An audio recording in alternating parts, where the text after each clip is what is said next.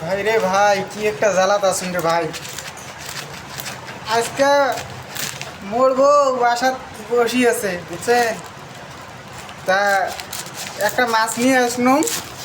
তা মাছে ফলে টলে কিছু কারণ নেই, না কাটিয়ে অতে দৌড়িয়ে আসলাম। মনে মোর বউ যেহেতু বাসাত আজকে বসি আছে, তা মাছটা বাসাত নিয়ে যা কাটতে এলাম।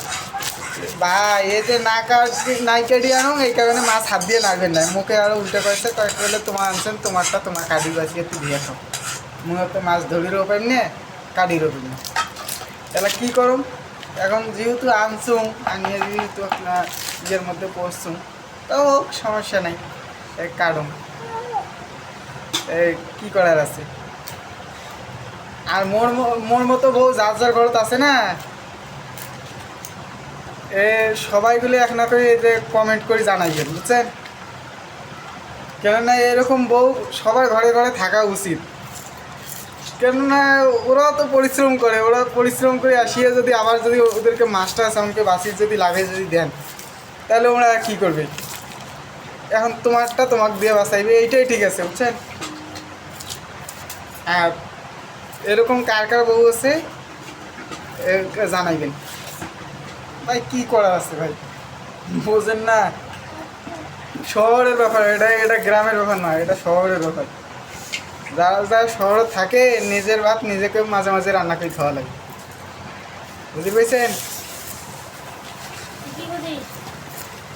আর এই যে দেখেনছে না, এই মাছটা আনায় দোষ হয়ে গেছে বুঝছেন। এই আনছুন যে এটাই দোষ, কাটিয়ে নেন নাকি? তা কী করার আছে, কাটি, সমস্যা নেই।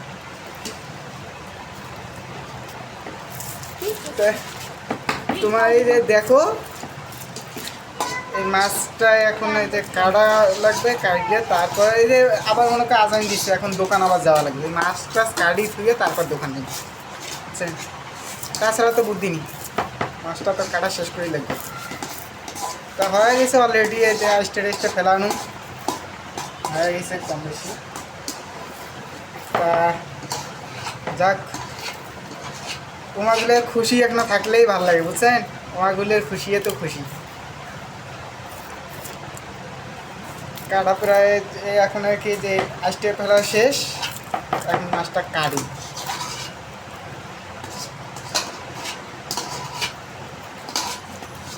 ওরে আল্লাহ, বডির ধারি নেই রে, কাটে না।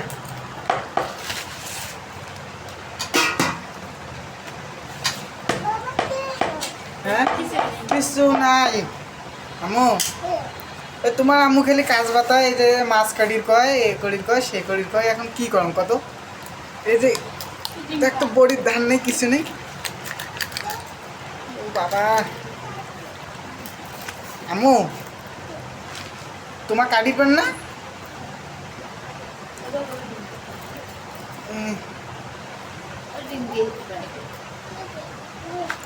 আর মাছ কাটছে, মাছের কত বড় বড় পেড়া। আরে হ্যাঁ, মোর মাছ কাটা আবার ভালো যে হয় না। ওরে আল্লাহ, কাটা যায় না যে।